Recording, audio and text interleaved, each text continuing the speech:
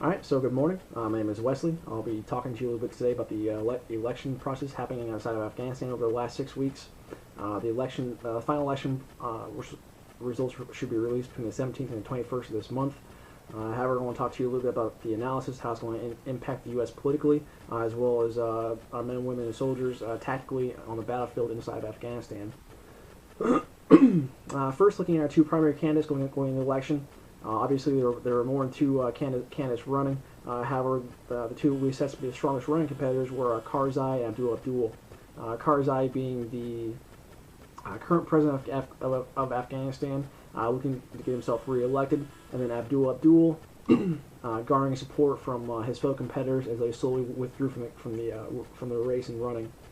From the U.S. perspective, in general, we were looking for Karzai to win out in the election. Karzai has proven to want to work with U.S. forces in our operations against the Taliban inside of Afghanistan. We have good standing in operations with Abdul.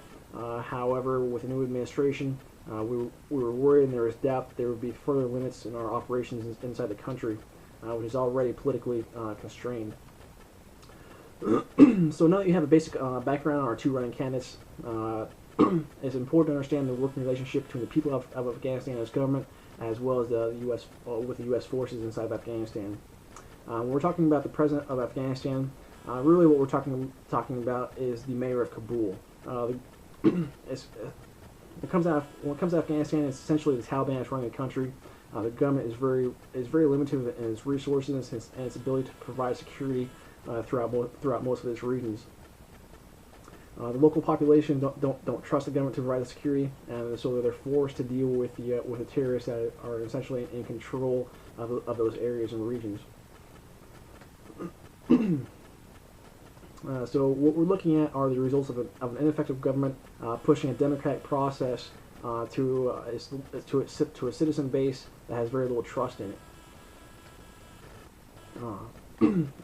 Tactically, as the election process went through, what we saw, we expected to see. The government was unable to provide the proper security for a safe election process.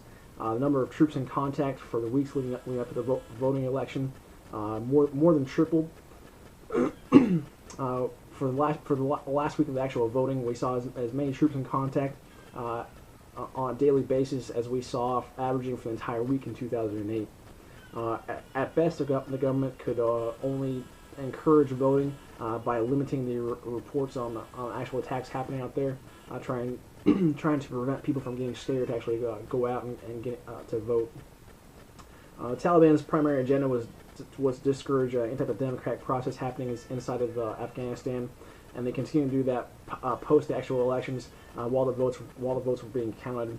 The electoral council inside of Afghanistan reported less than 4% of the population that was actually eligible to vote participated inside the election, which is 20-25% less than what we saw inside the United States for the 2009 elections.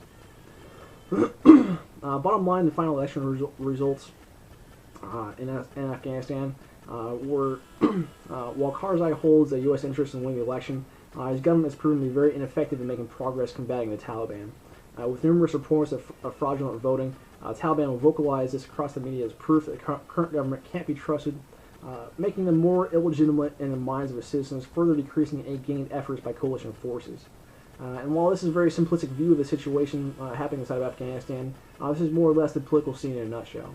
So I hope you enjoyed this briefing, got a little something out of it, and I will happily take questions inside my personal email if you want to contact me with any other details.